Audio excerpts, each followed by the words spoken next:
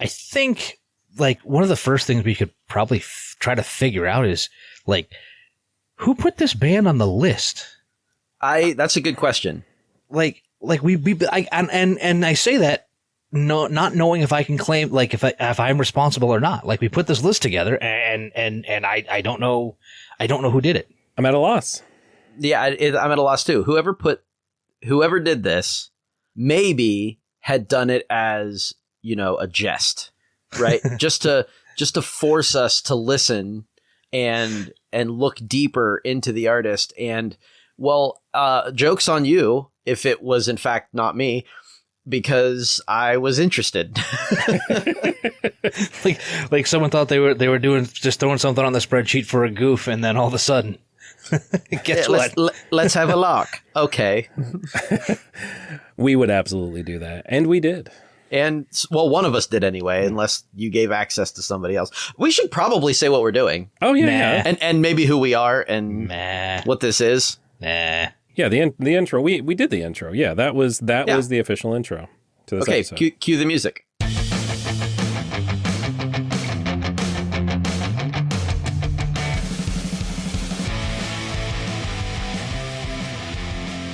Yeah, so this is the Fairly KickAss podcast, and I'm Jay, and that's Zach, and that's Dan, and we're here to do one of our ill-reputed deep dives.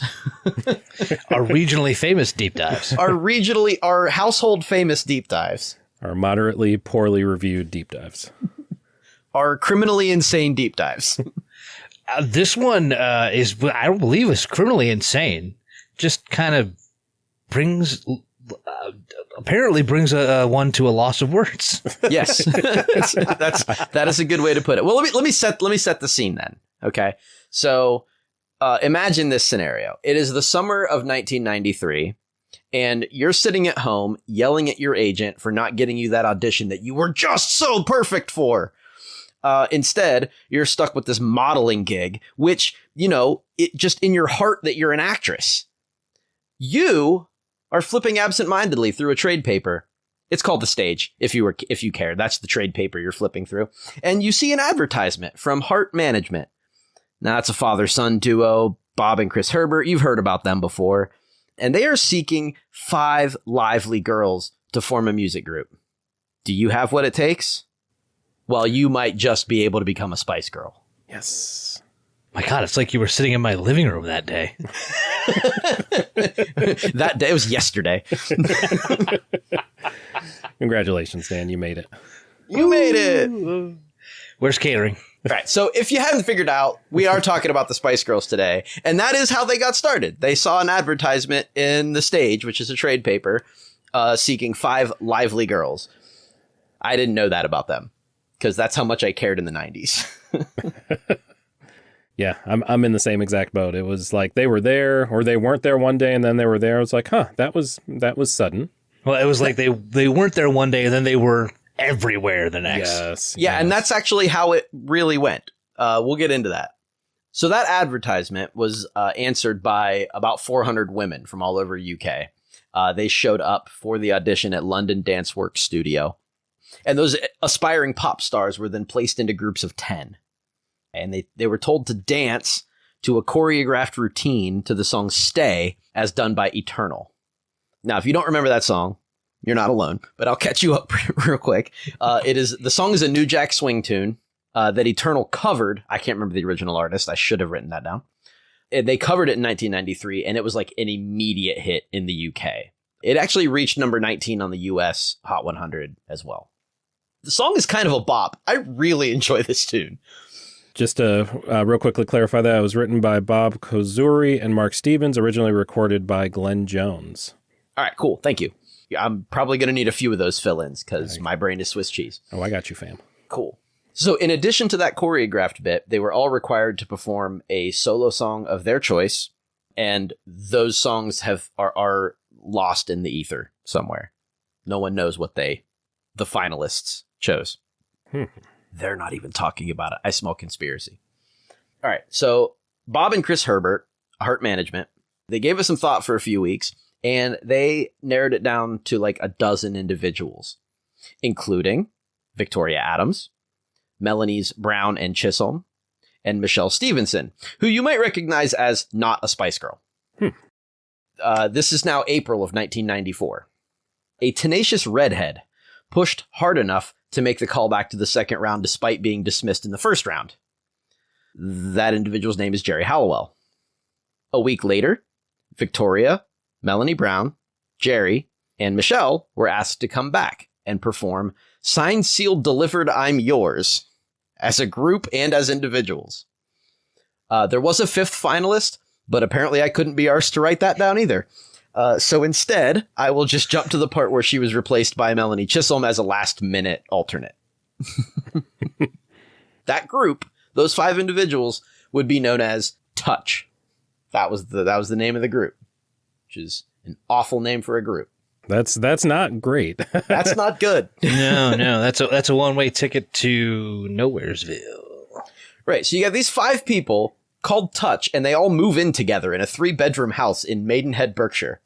Which is weird, right? Like, I'm going to create this aspiring music group, and then they're just going to move into a house. It sounds like a reality show. I was just about to say, yeah. It sounds like a reality show, but it sounds like a reality show on CNBC. Like, here, it's the startup. 5 people who've never met before will now be forced to make money together in one Beverly Hills house.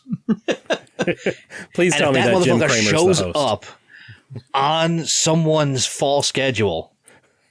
I'm suing. You would watch too. I would watch. I'm not gonna lie. It depends on what they're doing. Is Maidenhead, Berkshire the Malibu of England? I don't think so. No. Berkshire Shore. Is there a Malibu of England? So how would you define a Malibu? I don't know. I thought like 3 answers. They were all terrible. So this I'm is going to abstain. This is only giving me time to type, really. All right. We can bounce from this. Okay, I got it. All right. So the rest of 1994, they spent like practicing songs that were written for them by 2 other dudes. John, I don't know how to pronounce this. John Thirkles, Thirkles. How would you pronounce that? I would pronounce it Thirkles, but no matter how we pronounce it, it's going to sound funny because it's a funny name. Oh, and it gets even better because that dude plays a flugelhorn. Of course he does. So John Thirkles and Irwin Keels, and Michelle described the songs. Michelle Stevenson, that is, described these songs as, quote, very, very young pop.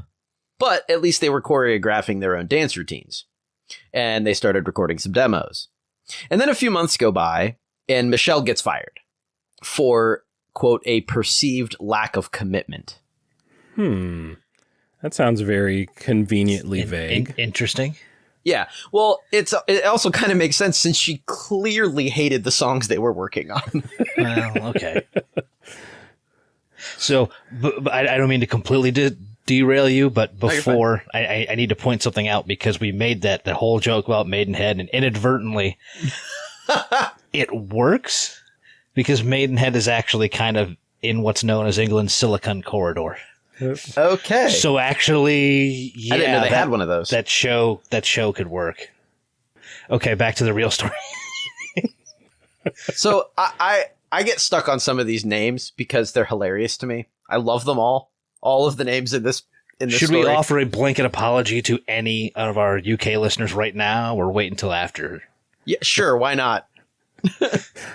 We apologize for however Jay is about to slander here. I'm not slandering anybody. I genuinely love these names. So anyway, Michelle gets fired for however they want to word it. And their vocal coach, because they had a vocal coach, she was tasked with finding a replacement for her. Their vocal coach's name is Peppy Lemur, by the way. I don't even know what to do with that. That's right, amazing. Exactly. Are you going to tell me that their dance coach was Nice Marmot? That's low-key one of the best jokes ever on this podcast. Right.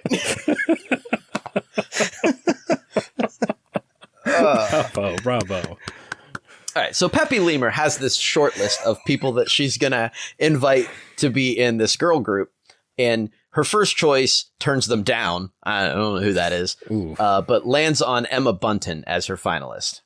All right, so while they're still training, during their training, the girls get a little bit antsy with the songs, and they decide to start adding their own sections to these songs, including a rap on one. And that really pissed off the songwriters, particularly Irwin Keels. And he insisted that they learn how to write songs properly. So they did. They went through a songwriting course, and they took songwriting lessons. And during one of those songwriting sessions, they wrote a song called Sugar and Spice, which then prompted them to change the name of their group, which is good. And it went from Touch to Spice. Getting better. It's a change for the positive. I like where the momentum is headed. Mm-hmm. All right, so we've got months of preparation and auditioning and choreographing and all that, and our heroes of the story still have not been offered a contract by the Herberts. Understandably, this is more than a little frustrating to them. And they persuaded the Herberts to set up a showcase for them where they would perform for industry writers, A&R people, producers, all that. Not labels and stuff because they don't want to offend, but all of the people they might want to work with. And that showcase occurred in December of 1994 to overwhelmingly positive reactions. Heart Management immediately started writing contracts for them. However, on the advice of Victoria's dad, an electronics engineer, all 5 girls refused to sign those contracts. I would guess that was very sound advice at the time for them. I imagine those contracts could not have been friendly for any of them. No. Especially given the amount of time they waited for them in the first place, right? Like, if these people really wanted them, they would have signed them. Right. I also can't imagine that all of the advice came from an electronics engineer. There had to have been somebody else involved. But, that's where we are. And they didn't sign the contracts. So they started songwriting in earnest in January of 95, working with new songwriting partners, Richard Stannard, who they met at the expo where they performed, and his partner, Matt Rowe. The Herberts continued to argue with the vision of the group, ignoring their ideas and putting them into this box that they, wanted them in from the beginning. And with no contract, the girls split spiced out of there. I was really proud that I wrote that, and now I'm thinking it's stupid. No, I thought that was real great. The reason I wrote it that way is because as they bailed, they allegedly stole all their masters for their demos on their way out. Like, of all the things we're going to talk about, like, this is the most brazen part of, at least of the story that I know. And it just makes you wonder, like, if they hadn't done that, like, they would just be one of so many artists that are just in master hell that will never even have a sniff at those, for the rest of their careers. So good on them. Yeah. So they got their masters, they bailed from Heart Management, and they started calling all of the contacts that they made at that showcase. They worked with a number of writers and studios, landing finally at Simon Fuller at 19 Entertainment in May of 1995. The hype around them at this point was so huge that a bidding war began among major labels, both in the UK and across the pond, primarily in LA. Some of the media coverage was less than involved, though, which actually worked out to their advantage. As described by Mel C., a, quote, lazy journalist was writing about them and couldn't be bothered to remember their names, so he gave them all nicknames. Oh my God, seriously? That's where those came from. Wow. That's where those came from. Wow. According to Mel, this is Mel B at this point. She says, we were like, oh, well, that kind of works. I don't mind my name. Do you like your name? Baby? Posh? We were like, let's just go with it. That's incredible. That's absolutely like no other. If they went by their real names or if they went by some other stage, like they're not the Spice Girls at that point. No. That's so awesome. This was Peter Lorraine, and he worked at Top of the Pops, and he gave them all nicknames, and those nicknames were Scary, Posh, Baby, Sporty, and Sexy. Oh, interesting. A number of people also pointed out that a white man calling the only black member of the group Scary Spice is a bit dodgy. Yeah. Okay. Yeah, I didn't want to bring that up, but okay. But she liked the name, so yeah, as did the others. So they ran with it. It worked out for them. And it's not clear when or why Jerry became Ginger Spice, but I imagine it's because the others in the group resented her being called Sexy Spice. I feel like that would just be kind of an undue distraction overall, too. Like that, I don't feel like sexuality was never really their bag, you know? Yeah, not overtly so. Exactly, yeah. I mean, they were very pretty women, and there was never like an over, even if there was, like, whatever, do what you do. Like, that's still fine, but... No, I agree with you. It wasn't like, for lack of a better term, thrown in the public's face. Especially at first, it felt like. Early on, how's that? Yeah. Okay, except for the one, fine. But... Well, that's it. Like, okay, so Jerry would later... Yes. Yeah, but at this point in time... that hadn't happened yet. You right. know, she hadn't appeared on Playboy yet, so you know, we're here. Yeah, I don't know what happened there. And if you look it up online, it says Ginger Spice, also known as Sexy Spice. And it's just an odd. None of the others have that. They're all just their name, but yeah. Anyway, they decide to go with Virgin Records after all of this bidding war for labels occurs. And immediately had to change the group's name because there was an LA rapper called Spice One, Robert Lee Green Jr. And since industry personnel had begun referring to them as those Spice Girls, they ran with that too. Kind of a thing with them. Why not? Shit. They knew a lot better than anyone else did what was going to end up leading to their eventual success. And I don't know how they knew, but... I mean, look, sometimes the creative stuff that you come up with catches on and you can go for it. Sometimes you have to recognize, like, well, you know what? I like that idea. Let's just run. Yeah, which is what they did. Yeah. And it worked for them. Media darlings. All right, so fast forward a bit. Imagine a montage of songwriting, recording, and choreography. A year goes by, and July of 1996, there's a test airing of their first video, Wannabe, on The Box. Oh, The Box. Oh, The Box. Yeah, the box. Yep. It was an instant hit and wound up airing 70 times per week.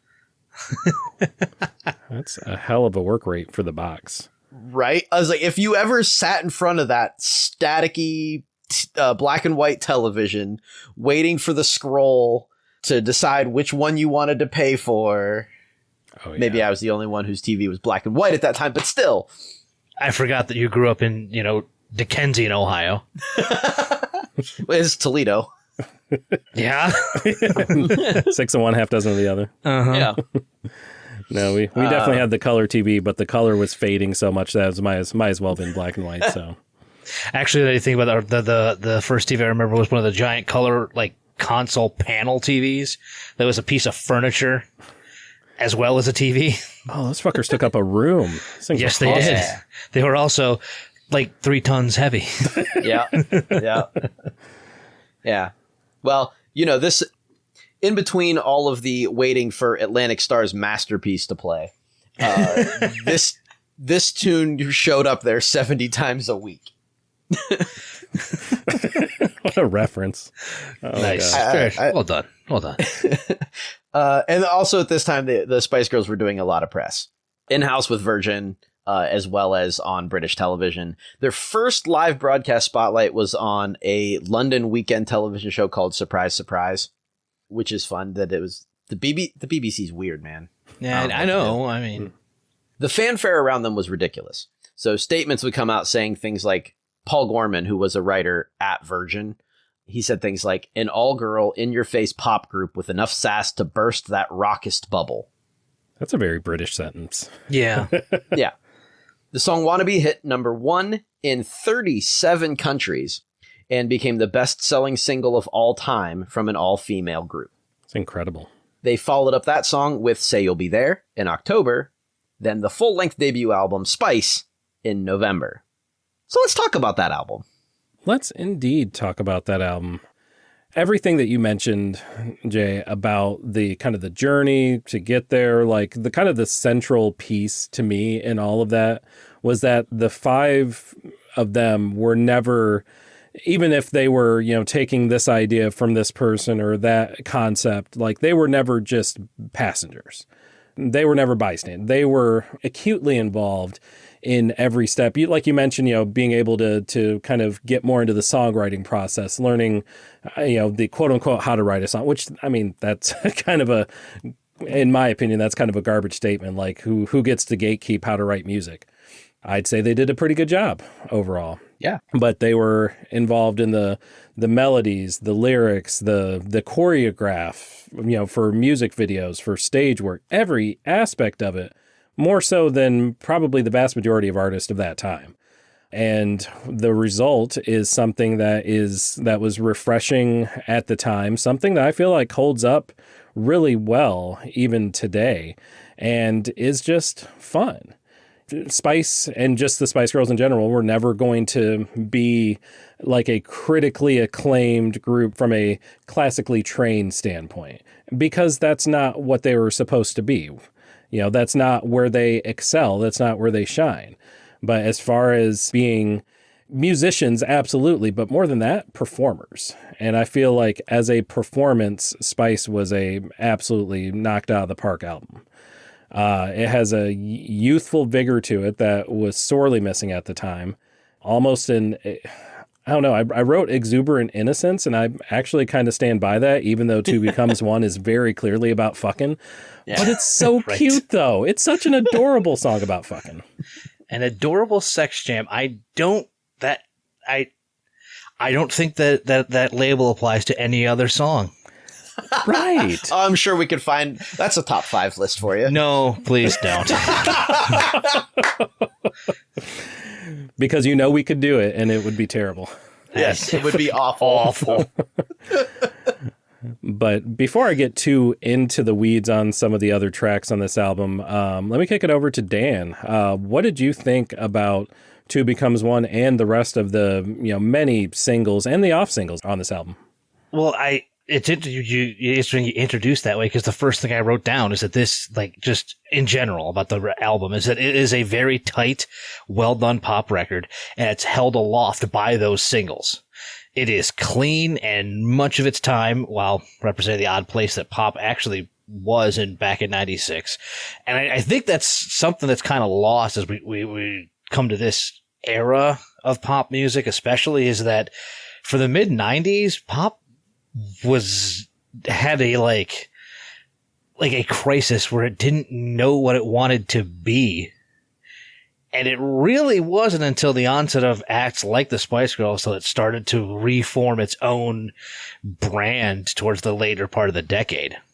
Many critics, too, and they can look back at the record, have kind of put this record as the moment where that door was kicked open for a new generation of female teen pop. And I completely agree with that sentiment. Like, it sort of is an alpha point for what we come forward to finish the decade out. Yeah, it's a landmark. Yeah, absolutely. Basically. It's a signpost there. I was less than enthused with the non-single songs. I might even lower the entire record's quality, like maybe half a step, because the non-single tracks are kind of very samey. But the importance of the importance of their debut record cannot be underestimated. Obviously, that leadoff single is the earworm that became a phenomenon. Like, Wannabe lives in the minds of so many as a nostalgia-filled pop dance classic. It's worked its way into so many memes and remixes, and there's a reason for that. It comes in with a huge burst of energy. It's the first thing you hear in the record, and it's just kind of like a kick to the chest. Like, hey, I guess this is what you got. You just met Scary Spice's boot in your sternum. Yes. And it's got, like I said, you just get knocked over with this wave of energy, and then there's enough ridiculousness throughout the song to make it clear they're not taking themselves too seriously, and you're supposed to have as much fun with it as they are. Which I loved about it. It never felt like I had to really put my thinking ears on, if that's a phrase that people say. It's not, and I don't think it's going to be, but you can give it a shot if you want. No, it's for the best. It's better this way. But you felt the music. You just kind of flowed with it. It was there, and you were immersed in it. Yeah, oh, absolutely. I do want to kick it back to you, Zach, to get your thoughts on Say You'll Be There, because I think it's the best of the 4 singles on the record. I think it's the best, unequivocally. It's not my favorite of the 4 singles, but I do think objectively it is the best song on that album. Perhaps the best song in the Spice Girls catalog. No argument here. Oh, no. I think I put it there. Yeah, most complete, the most collaboration, not collaboration, but I feel like the most unity between the 5 can be found on this song. And it works really well as a sum of all the parts. Yeah, I mean it's a pop. It's another dance banger. It's not as bombastic as Wannabe, but it grooves much harder with like the funk and hip hop influences that go in there. Absolutely, right on. All right, do we talk about the cute sex jam? I don't think we need to. Honestly, for me, like the whole thing. Like 1996, like I was an iconoclast musically, so like I wanted nothing to do with this at the time. Right. It's only as I mellowed in old age that I can respect it for what it was, and listen to it and jam. And I did create a Spice Girls playlist for this so that I could just continue to listen to it, which feels weird as a 40-year-old dude. Well. I mean, we are of our time. If you're looking for a deep cut, though, even though, like I said, the non-album singles tracks weren't as impressive, but I would go with Naked if you were going to pick one. Light and airy into a trip hop territory, which is cool. It sort of tells a heavier story, but at the same time, again, not as heavy, even with a heavier subject matter. Yeah, and truthfully, 1996, Jay would probably only have listened to that track for the record. If that, but yeah. I did appreciate Naked for being unique in the sense that I don't think there was any other like really kind of spoken word stuff on any other track, at least not to that level. I don't know if it worked necessarily so well, but it was a cool experiment. I mean, it stood out from the rest of the record. For sure. Agreed. 1997 for the girls was a whirlwind. There was a media storm that came next, and it was precedented only by the Beatles. It led the industry to start using terms like Spice Mania and calling them the Fab Five in deference to their, godfathers? I don't know what you want to call it. Anyhow, the album went 10 times platinum in the UK and spent 15 non-consecutive weeks at number 1 on the charts. They landed multi-million-dollar deals with Pepsi, Cadbury, Polaroid, and others. The album appeared 3 months later in the US in February of 97, but more importantly, Jerry appeared at the Brit Awards wearing the Union Jack mini dress. Iconic. Yes. It became the symbol for everything they were doing. Yeah, it was like if there was an image that you immediately think of when you think of the Spice Girls, it's that. I mean, I don't know if that was the intent, if it was just like, hey, this is a cool dress, I'm going to wear it out. But yeah, that's what always comes to mind for many people. And maybe became another reason for the other girls to maybe resent her a little bit. I am curious to hear more about this because I always wondered if there was any sort of underlying resentment, and I'm sure we'll get into it as we go along. But I'm really curious. I will refrain from further comment until we get it's there. Fine. Yeah. They also released Girl Power in March of 97, right? Yes, 97, which is a book and referred to as their manifesto. Its first print of 200,000 copies sold out in one day at the Virgin Megastore. Good Lord. In April of 97, the VHS 1 Hour of Girl Power hit the shelves and sold 500,000 copies in 2 months. That makes it the best-selling video of a female group of all time. At the Cannes Film Festival in May, they announced their movie, Spice World. At Cannes, which would be another homage to the Beatles, somewhat parodying A Hard Day's Night. In June, Mel B and Jerry sparked some controversy by kissing the cheeks and pinching the bottom of Prince Charles at the Prince's Trust charity concert. This apparently was an egregious breach of royal protocol. You don't goose the royals, dude. Never goose the royals. They know better. There's one lesson you should learn in life. Yeah. Kind of lost my place in what I was reading, so give me a second. There is no segue back onto the track. No, there's not. Okay. They also handpicked songs for a girl power compilation record called, and I hate this title, The Spice Girls Present ... The Best Girl Power Album ... ever, with an exclamation point. Though I hate the title, I now have that saved as a playlist on Spotify because it absolutely slaps for a road trip.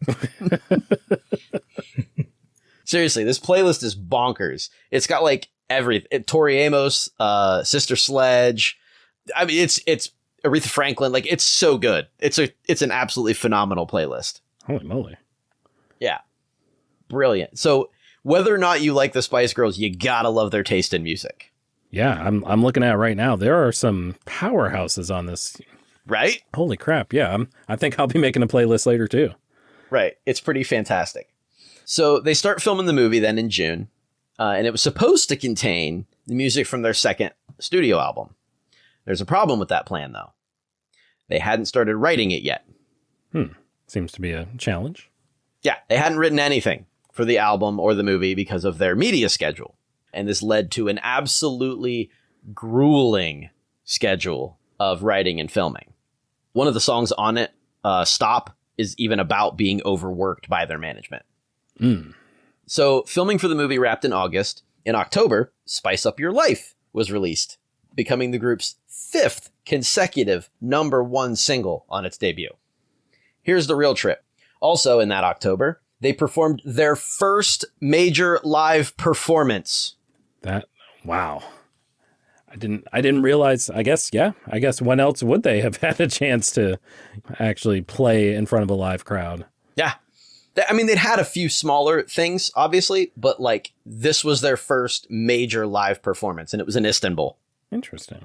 Yeah. And it was probably bonkers too, I bet. I'm sure it was. I didn't look up the attendance for that show, but I'm sure it was bonkers. Yeah. Then Nelson Mandela said that they were his heroes when they went to meet him in South Africa. Aw.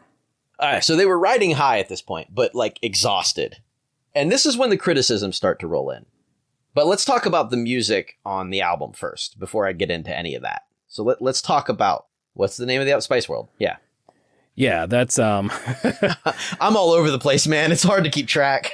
No, it's interesting, as we talk about Spice World, that we have to make sure we're defining whether we're talking about Spice World the album or Spice World the movie. Because in reality, they're two different entities in kind of a weird way.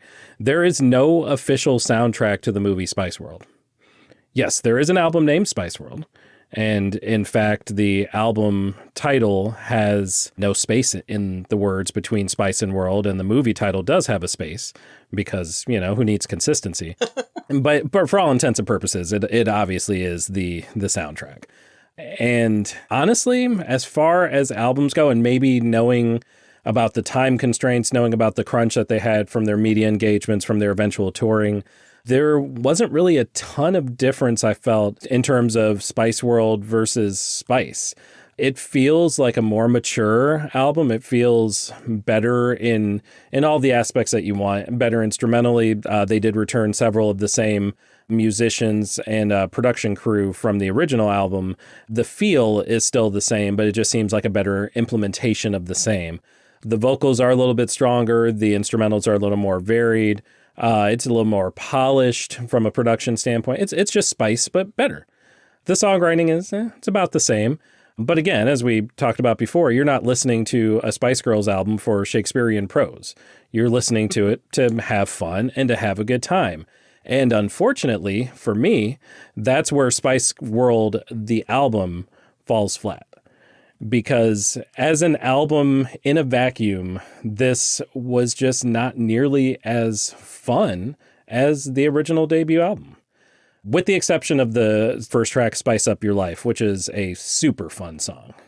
Every other track I felt like wasn't bad. It was objectively better. It just was missing that special spark that really drew you into the first album. And the weirdest part of that is that the movie itself was the polar opposite and arguably more fun than the original album. It was silly. It was zany. It was over the top. There was a pig drinking from a baby bottle, for goodness sakes. And that was probably the most chill thing that happened in that movie. There were Mission Impossible spoofs. It was a whole thing. Go watch it. I might have to watch it myself. I've only seen bits and pieces, and that's enough to know that this movie was just off the wall in the best possible way. So why isn't the album itself as fun? And this, me writing this kind of write-up of it was before hearing Jay talk about some of the grueling schedule. So that certainly would play into it for sure. Or maybe I'm just a crusty curmudgeon, which is also a possibility. Dan, from your standpoint, did you feel that this was, as far as both the tangibles and intangibles, how you feel that stacked up to Spice? I believe you're a crustily old curmudgeon.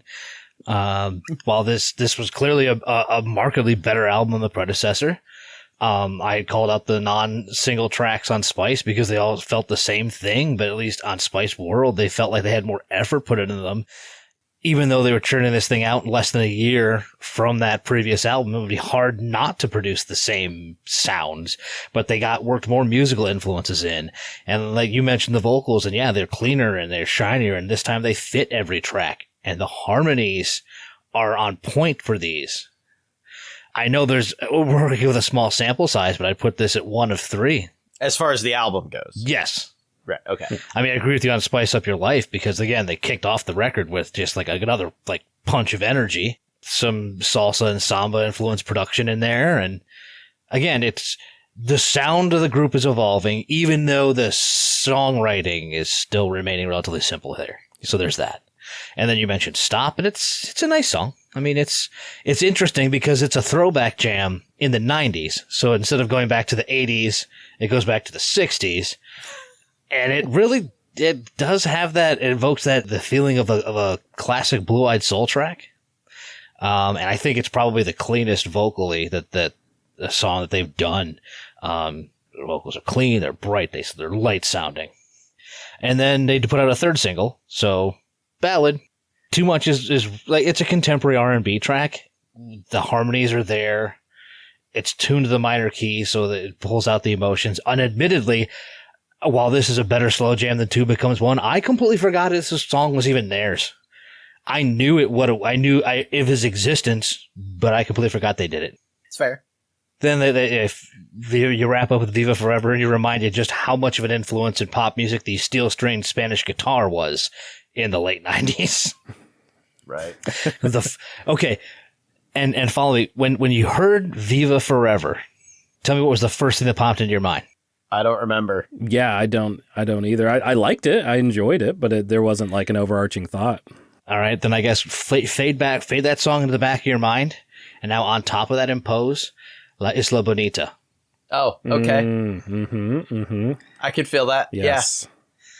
Like, and it's the first thing I heard. And then I read some more reviews, some both contemporary and retrospective, and I wasn't the only one who got Madonna vibes. So at least I felt like I was on point there. Yeah, well, I mean, that was sort of a thing that they were at from the beginning too. Oh yeah, some Madonna vibes. Oh yeah, totally.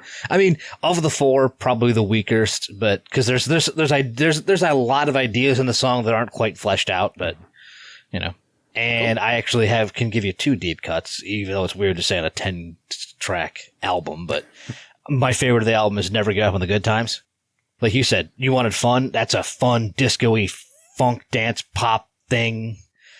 And I imagine like that could be a song in my head playing as you're like skating around the roller rink in bell bottoms and the giant wig, the big fro wig. Yes.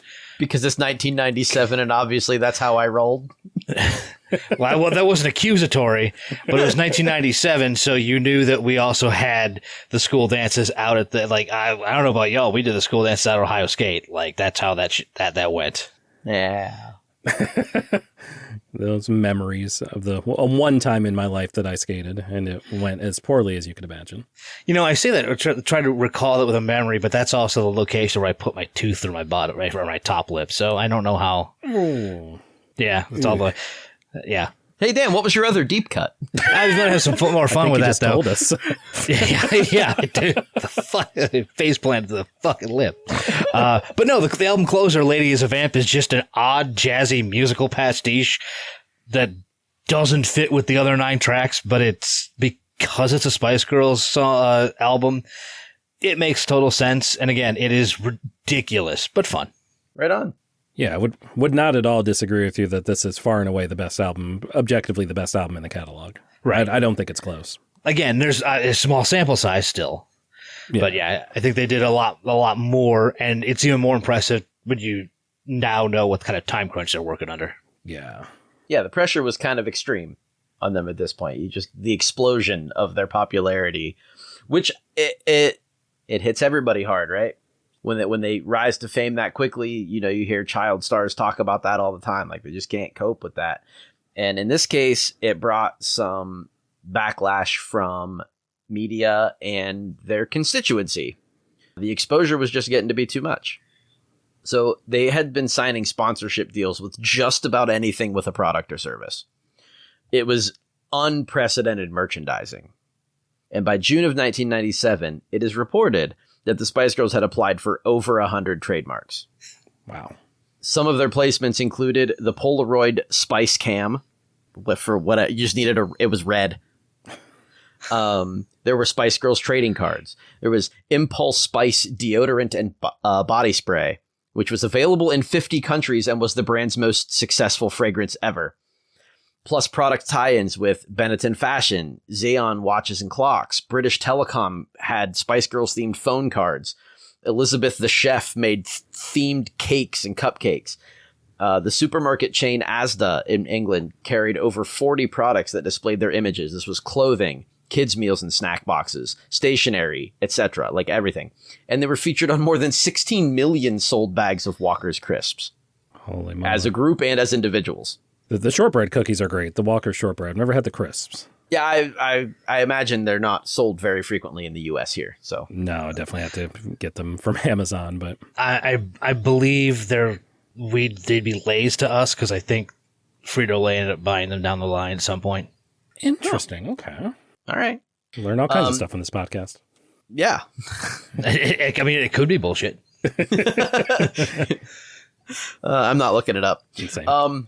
People were getting sick of the Spice Girls at this point. They're on everything. They were everywhere. Dan, you alluded to that earlier in just saying they were nowhere, and then all of a sudden they were everywhere. And in the US, that second album was released just 9 months after the first album, giving them 2 consecutive top 10 albums on the Billboard charts in the same year. Not very many artists can say that. Yeah, I was curious if any other artist could say that. I didn't do the research because I'm lazy. Oh, same. I'm a hack and a fraud, and that's okay. Those were number 1 and number 3, by the way, on the Billboard 200 for Spice and Spice World. Obviously, number 1 in the UK and in several other countries. Right on. The upshot here is that overexposure was met with some diminishing returns vis-a-vis public opinion. And in November of 97, they fired Simon Fuller in 19 Entertainment for running them ragged and took over the role of management for themselves. Don't feel too bad for him being fired by them, because that same year he would go on to create Pop Idol. Yeah, I don't care about him in the least. Yeah, here's what I have. It's useless information. That is the man to blame for the scourge that has become American Idol. Mm-hmm. So anyway, the Spice World movie gets released in December of 97, and in the US in January of 98. It was met with phenomenal commercial success, but awful critical reception, which makes sense because people love the girls and the movie is terrible. It's fun. Like, as you were talking earlier, there's a lot of fun, ridiculous stuff, but as a movie, it doesn't make any sense. Yeah. It's so bad. Yeah, it's like a fever dream of the fictional, I don't know, outtakes, for lack of a better term, of them getting to a kind of a fictional show that they're supposed to be playing. Yeah. I think that's the best way to describe it, honestly, is a fever dream. A fever dream of no? I was going to say a fever dream of a Scooby-Doo episode, just without, like, someone pretending to be a ghost at the end. I don't know. That's all it was missing. Yeah. Right? That's very accurate, yeah. So they win a whole bunch of awards, too many to try and list, many of which I've never heard of, and I don't care to look into. They were invited to appear on the recording of the England World Cup song called How Does It Feel to Be on Top of the World? And that would prove to be the last tune that Ginger Spice would record with them for a decade. Her departure from the group was sort of fraught with problems. The press kind of went nuts over it at the time. And it happened because Jerry had missed 2 dates in Norway. She just didn't show up, as well as an appearance on the national lottery draws in the UK. She just noped out without saying anything. Her letter of resignation, so to speak, came by way of her lawyer. She didn't contact the girls. She didn't contact anybody. She sent a letter via her attorney citing creative differences. And she would later amend that statement to talk about how she was exhausted and disillusioned. But both Rolling Stone and The Independent ran articles that discussed something of a power struggle between Jerry and Mel B. I guess, the burdens of self-management.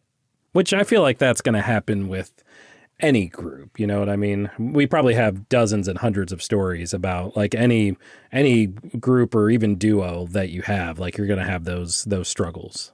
Yeah, of course. It's 5 people. They're not going to get along 100% of the time. No. Right. But this was the biggest entertainment news story, culminating in a BBC news article called Ginger Snaps. Jesus Christ. I want to be pissed about that. I really do, but It's just too good. In this article, there's an interview, and the remaining 4 members were very blunt and rather cavalier in making statements that the group would carry on. So, like, you have this like fun interview where they're talking about music and they're talking about the tour and they're talking about stuff, and someone brings up Jerry and they just say, "Yeah, we're going to carry on." Like they don't equivocate. Ooh. It's just boom, done. So there definitely might be some bad blood, at least at that moment in time. Seems like it. But this is one of the things, like I sifted through a bunch of interviews, and I don't know if they're just really good at PR, but they're pretty tight-lipped. Mm-hmm. They don't really talk about it. They're more likely to show the interviewer how to do dance moves. They know their brand, Yeah. And they have no problem with exploiting that for A, for their own gain, and B, to deflect from things that might detract from them or their brand. Yeah. Yeah. And it also, on top of that, it might just be an exhausting conversation and they don't want to have it. Also true, yeah. But they recorded and released a single called Goodbye before Christmas 1998, and that gives them their 3rd consecutive Christmas #1, which ties the record set by the Beatles. The song is supposed to be a tribute to Ginger Spice, but she was actually there when they started writing it, so I don't know how that plays out. Mel B gets married to a dancer and for a while went by Mel G. She had a daughter named Phoenix Chi. Kind of love that, honestly. Victoria also had a daughter named Brooklyn and got married to the girl's dad, famous footballer David Beckham. Not a Man U fan, but whatever. The one who bended it, I believe. He tried to anyway. Indeed. he's been known to bend a few into the box. Yeah. I'm not sure why both of them named their daughters after American cities, but maybe there's a reason for it. I mean, it's better than like Schenectady or Peoria. Sincere apologies to all of our listeners from Schenectady or Peoria. It's just not a good name for a kid. How would you shorten Schenectady so you could kind of give them a nickname? Oh, Hey, Skinny. Sken. Scanny?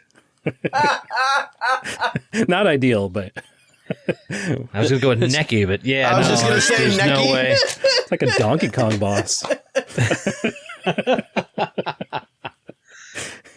How did we get here? I don't know. Oh, man. Gosh. 1998 and 1999 saw everyone but Victoria releasing something solo. Really, they're all pretty blah. I did the homework for you. The best of the bunch is Mel B's only solo album entitled Hot, and even it's kind of hard to listen to. She wants to be in Destiny's Child, like a lot. She wants to be in Destiny's Child. Baby Spice, Emma Bunton, her album is surprisingly not terrible. Was it Free Me, I think it was called? Or that was a later one. Yeah. Yeah, she's got 2. One in 2001 that was released and another one in 2019. Yeah, both of those are on Spotify, and then Free Me, I think, is only on YouTube. So we unfortunately cannot attach that to the show. I didn't know if we were going to anyway, but yeah, I think it's pretty solid too. The group performed at the 2000 Brit Awards in March of 1999 to accept their Lifetime Achievement Award, which... That's impressive to be honored for your entire life's work in 3 years. 2 albums. But they're there to accept this award, and Jerry couldn't be arsed to show up for that either. They also recorded a tune for Aida with Elton John and Tim Rice, and the song would later become a part of the musical. In August of 1999, Brown, Beckham, Bunton, and Chisholm gathered to record their third album. I don't know, before I go into more of that stuff, why don't you guys go ahead and talk about the music on Forever? So, Forever, I'm kind of stalling because I don't want to talk about this album, to be totally honest. Like, I get it. It's a product of its time. It truly is. You know, if you look at the first two albums, there were, 16, 17, 18 different musicians that were involved, actual instruments, guitar, bass, drums, the whole 9 yards. That isn't really a thing on Forever, because that's not really the vibe and the direction that they wanted the album to go. Now, I don't know who that they is. I don't know if this was an explicit Spice Girls choice, if this was some hotshot producer coming in and trying to run things and trying to, say you guys should do this, that, or the other thing. Just hypothetically, maybe name Darkchild. It could have been anyone, though, really. It's a Darkchild album. It sounds exactly like every other album he made from, let's say 1997 to 2006. Only this might be production-wise the worst of the bunch. It is it's unfortunate that it was almost shoehorning the Spice Girls into this style, the shift into, pop being more R&B heavy, more hip hop heavy. In a vacuum, a great style. That same style has produced several wonderful artists, several outstanding albums. This wasn't one of them, unfortunately. They had a winning formula, and maybe they thought that it was getting a bit too played out. Maybe they thought the music industry was moving too far away from that style, and they wouldn't be able to recreate the same magic that they did on Spice and Spice World, which probably isn't a terrible sentiment, to be honest. But still, you've got to run that van until the wheels fall off, in my opinion.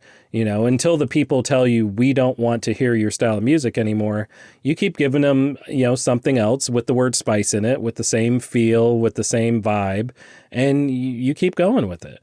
They stuck their necks out and tried it, and I respect them for it for sure, but it very clearly did not pay off, either from my opinion or the opinion of sales, as this was the only album, at least released to date, that did not reach number one on the UK albums chart.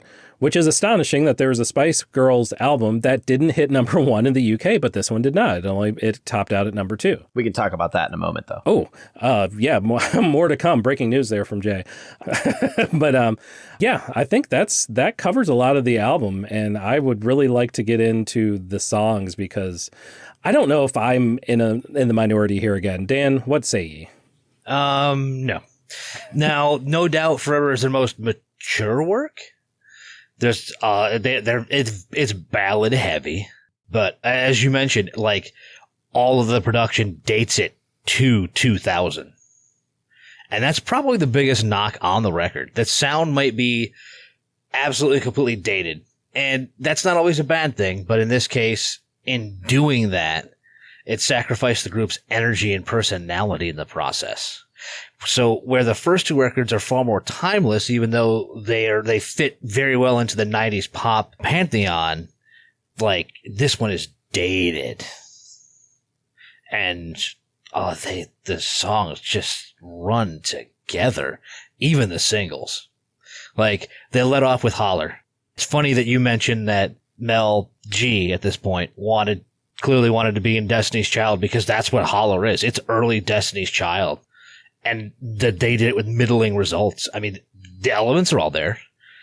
But the more you listen to this record, despite the public expressions of solidarity and they're going to continue, you listen to the record, nobody seems to care. For a song that seductively claims it wants you to make us holler, the effort to do so is just not there. Mm-hmm. For any aspect of the song, really. Album. Yeah, basically. I mean, then they would then release a double A-side single, and it was lit off with Let Love Lead the Way. And it's an early 2000s pop ballad, but therein lies the problem. It's a well-written song, competent vocal performances, but the uniqueness that the girls had developed is just not there. And then the B side of the double A was the aforementioned Goodbye, and it sort of started as a goodbye to Jerry. Well, it didn't start as a goodbye to Jerry, it became a goodbye to Jerry, and then in actuality, it was a goodbye to the fans. Like, I doubt that's how they intended it to be written, but it's their swan song. Again, and this, it sounds familiar. The emotional aspects of the song were well delivered with the vocals. It's still a bit standard early aughts pop ballad. The production's where it should be. The harmonies are there as well. There's a vocal breakdown in the appropriate place. It's competent but unspectacular. It was a rough go to pull out a deep cut, but I'm kind of going with Oxygen because it stood out the most to me just on the record, because it has a different sound from the other ballads while, still working within that established formula. There's enough tweaks to the tropes that make it stand out, but there's not a ton to say there. It's a well-made early 2000s pop ballad. Have I said that before in talking about the tracks on this album? It has a little more personality than the rest of the slow songs. And is it worth a listen? Sure, but will you be blown away by it? Not even close. Yeah, I think you put that so well when you said competent but unspectacular. It's pop by numbers. Yeah. Yeah. And I think this may too, like when Jerry made comments about creative differences with the direction of the group. Maybe she had this in mind, although to listen to her solo album, I wouldn't imagine that her ideas were any better. But, maybe she was trying to keep it fun. That is unfortunately one thing you cannot say about Forever. It's not fun. Mm-hmm. Yeah, it was supposed to be this like sportier, like edgier R&B thing. And again, like you said, it's competent, but it's lukewarm. Yeah. And the reception shows that too, because it only peaked at number 39 on the US Billboard 200. And in the UK, it was released in the same week as Irish boy band Westlife's album Coast to Coast. So there was this like media battle back and forth, and Westlife wins the battle, reaching number 1, while Spice Girls were stuck at number 2. So there was a complicating factor there. Sure. Sort of. Yes. I mean, if you listen to Westlife, it's not like that was never mind. I mean, clearly they weren't the British public were not interested in saying goodbye. They wanted to fly without wings. Motherfucker. I can't even be mad. That's good. So as you mentioned, that lead single, Holler, with the split, the double A side, whatever, Holler and Let Love Lead the Way, that became their 9th number 1 single in the UK. However, it didn't even break the Hot 100 in the US. So I think that kind of goes to show like just how rapidly people got sick of them too. Like, here's this thing. Also, I mean, the song's not great, so maybe it's that. I'm not sure. I think it was maybe one of the first cases of such a quick turnaround in listener habits. We see that all the time now. And a lot of that's due to streaming, due to the internet, because we can just easily skip from one thing to the next in, the click of a mouse or the tap of a screen. But go, sorry. Oh, no, I was just going to say, but back then, like you bought albums, you purchased entire records or CDs. Like it was a lot harder to shift from one fad to the next. Well, it was, because everything seemed a little bit more permanent, but at the same time, I would argue that like the musical landscape was evolving just as quickly as it is now. Because we think of all these things that are kind of standards and tropes, and all these songs that were coming out that are now classics and have all these well-known reputations, but they were rapid fire coming out in the late 90s and early 2000s, where tastes were changing week to week, just like they are now for the most part. Yeah, and this one, they gave up on this one pretty quick too. I think they kind of realized that they had aired. So the album came out in November of 2000, and then by December, they had ceased all promotional activity. Man, that is a quick turnaround. Good God. And like indefinite hiatus. There was only like one major performance of the lead single, and that was at the 2000 MTV Europe Music Awards in November. And Forever only had a fraction of the sales success as its predecessors. It only sold 4 million copies, which is still a lot of albums. Let's just put that only 4 million copies. Right. Like there's some perspective here. But they ceased all promotion in December, and then they announced that they were going on an indefinite hiatus to concentrate on solo careers while insisting that the group is not splitting up. So that was their public thing that they were saying, is that we're not splitting up. We're just focusing on some solo music for a while. The old hiatus. The old hiatus. Fast forward again to 2007, summer of 2007. And all 5 of them, Jerry included, show up at a press conference at the O2 Arena, and they announced that they're returning, that they're regathering for a worldwide concert tour called Return of the Spice Girls. And it is rumored, though not, I guess it was reported, it's not a rumor. It was reported, though I can't verify where that information came from. Oh, maybe I can. Hang on. Well, it's the Daily Telegraph. So read into that what you will. Reported that they were each paid 10 million pounds, so approximately $20 million apiece, to do a reunion tour, which may have been enough to bring Jerry back into the fold. There's an official documentary about the reunion that aired on Australia's Fox 8. It's called Giving You Everything. I love the puns for these titles, man. I swear. I love it. It's so good. And it was aired in Australia first, and then it aired on BBC One in December of that year. So the ticket sales for their first London show of the Return of the Spice Girls tour sold out in 38 seconds. Yeesh. Yep. They added an additional 16 dates, and those 17 sold out dates, that's 17 sold out dates, netted 16.5 million pounds. That's 33 million US dollars, for those of you keeping track, approximately. And it drew an audience of 256,647, winning the Billboard Touring Award for the top box score, for those of you keeping track. You said 16.7 million pounds? Ballpark, yeah. And they were paid like 10 million pounds a piece? Yep. Is my math off? No. So no. So they were paid that a piece. Yeah. And then that doesn't include ticket sales. Oh, okay. Okay. So then in ticket sales, just for that 17-day appearance in London, that's not even The rest the of rest of the tour. Gotcha. Okay. That's so that's what they walked away with just from those 2.5 weeks worth of. Not a bad gig, and you get it. It's good coin. Yeah, it produced something over $100 million in ticket sales and merchandising, and then there was sponsorship and ad deals, whatever. And I guess if I do read through all this, it says something like over $200 million that this tour netted. That's no joke. Yeah, it was a 47-date tour. That's no joke either. That's a pretty grueling. Yeah. Yeah. Well, 47 dates.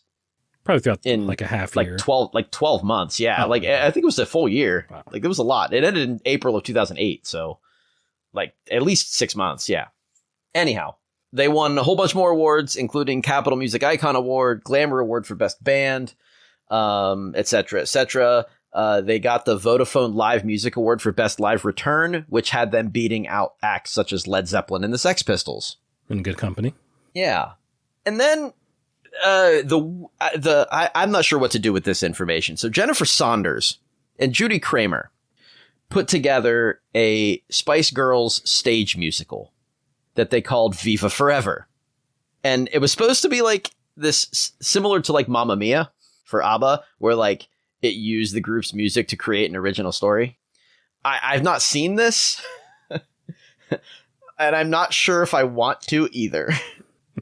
Apparently, it was a colossal miscalculation, though, because it closed after 7 months with a loss of at least 5 million pounds. My guess is that it wasn't as zany and off the wall as Spice World was, and that's what people would expect. That's what I would expect and hope for. Yeah, I would hope for that, too. And I don't know. I guess the idea of an original story created by their music feels weird to me, because isn't that what they tried to do with Spice World? Nah. Sort of. Nah. All right. Nah. There's also a documentary. They do these a lot. There's a documentary about them filming or about them making Spice Girls Viva Forever. So more things you can watch if you want to. Yeah. They got together and performed Wannabe. It's a sort of a medley of Wannabe and Spice Up Your Life when they did the 2012 Summer Olympics closing ceremony. And they got some acclaim for that. Lots of people on Twitter were real happy about it. I don't know. forget Twitter was a thing. Like, that feels so long ago. You said 2012 that happened? 2012. Yeah. Hey, I was reminded recently that I passed, I want to say, a 11th anniversary on Twitter. So, Oh, God. like, yeah. That's horrifying. I know, right? Yeah.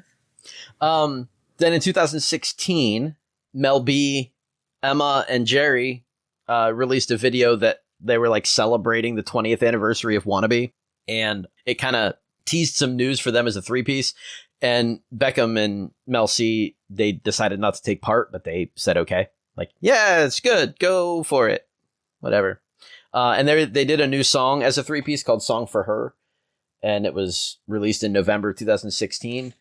And then the project overall was canceled because Jerry got pregnant. The next news from the band is 2019. And that's when they did their Spice World 2019 tour, which was just the UK. But it earned, nearly $100 million in ticket sales and did some stuff. And people at the Guardian were saying things like, as nostalgia tours go, this could hardly have been bettered. And just to remind the listeners, we are still talking about a sum total of 3 studio albums that has yielded so many tours, so much media, so many sponsorship ad deals. Like, I don't know of another group that's gotten so much mileage out of so little music. And I don't say that as a dig. I say that as a compliment. Like, they've been incredible. It's literally 34 songs. Yeah. That's like, I challenge you to find an artist that has done so much and had so much success off a catalog that's small. That's small enough that you literally could sit there and rank them 1 through 34 if you were the type of podcast to do that, which that's not us. That's totally not us. Never. We did kind of do that, though. We did sort of, actually. The one song episode that we did. Look for that right here on Spotify, only on Spotify. You'll see it a little further down, where we do take a discography and not completely rank it, but we rank the number one song of an artist's discography. And a little while back, we did Nirvana. And I think there were about 30 some odd songs in that discography too. And they certainly got at least some amount of mileage, maybe post-career, post Kurt Cobain, obviously. But I would say the Spice Girls have gotten more out of their, discography as a whole. At least financially. Yes. Exactly. And probably recognizability under the certain youth set of the time. Yeah, as known as Nirvana was, they weren't nearly as globally popular in as many different demographics as the Spice Girls were. They certainly didn't have their names on deodorant in 50 countries. No. Well, I mean, they kind of did. Sorry, I'm getting off track. Other things that have been said, there's supposed to be an animated film from Paramount that was supposed to be a Spice Girls animated film, and it was supposed to have old and new music on it, but nothing has been set from that. Simon Fuller was supposed to be producing it, and a director hadn't been announced, but there's no sign of that movie. And then they did an EP in July of 2021 for the 25th anniversary of the Wannabe release, and that had some previously unreleased demos on it, but no actual new music. And then they released Spice 25, which is the deluxe reissue of Spice that had some of those unreleased demos on it, some new mixes, and it debuted on the UK albums chart at number 5. So there's that. It's like we were saying, just so much mileage. It's incredible. Yeah. They did so good. Yeah, they did great. And it seems like, at least to a degree, there's no bad blood between them. They just were exhausted and mad at each other back in 1999, 2000, and Ginger had to take a break. And given what they were doing, you can understand their point of view. Yeah. And given their ages too. I mean, they were all, I think when Spice World came out, I think Jerry was 25, if memory serves, and she was the oldest of the 5. So yeah, she's the oldest. Was she that much older than them? No. I mean, it was only I think a couple years between her and Emma, maybe 3 years. But you're talking the early to mid 20s. That's a time when you're supposed to go out and have fun and figure out who you are. And they're spending it in studios, grinding away to albums. So yeah, that would wear on me too, to be honest. I'm tired just thinking about it. For real. And a movie. And a whole bunch of documentaries. Man. I think we kind of joked when we mentioned like the Lifetime Achievement Award, but they squeezed a lifetime of a career into a very short window. Yeah, they really did. As did the Beatles. For sure. I mean, the comparisons are pretty easy to see. Yeah, I think they both revolutionized music in a certain way in their time. Yeah. Or at least a genre of music. Yeah, absolutely. Plugs.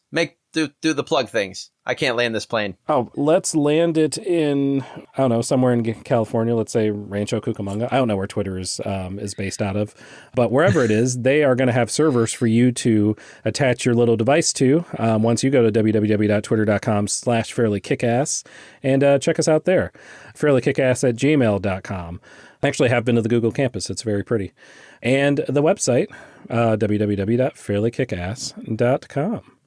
And then, we do other things too on Spotify. I don't know if we mentioned. We do? I do. Well, we do. Oh. Yeah, we have episodes. We write fun descriptions for them every week that I'm probably the only person who reads / writes. But I enjoy it. So go read the descriptions. Go listen to all the episodes and let us know what you think about them. Or don't. Do that. It's your choice. But do. Totally do. Please. Any other parting notes? No. Just one. well, there's that. Just I thought I had something. It didn't. So just bye. That's the story of this podcast. It's true. It's on brand. Go spice up your life. Sayonara.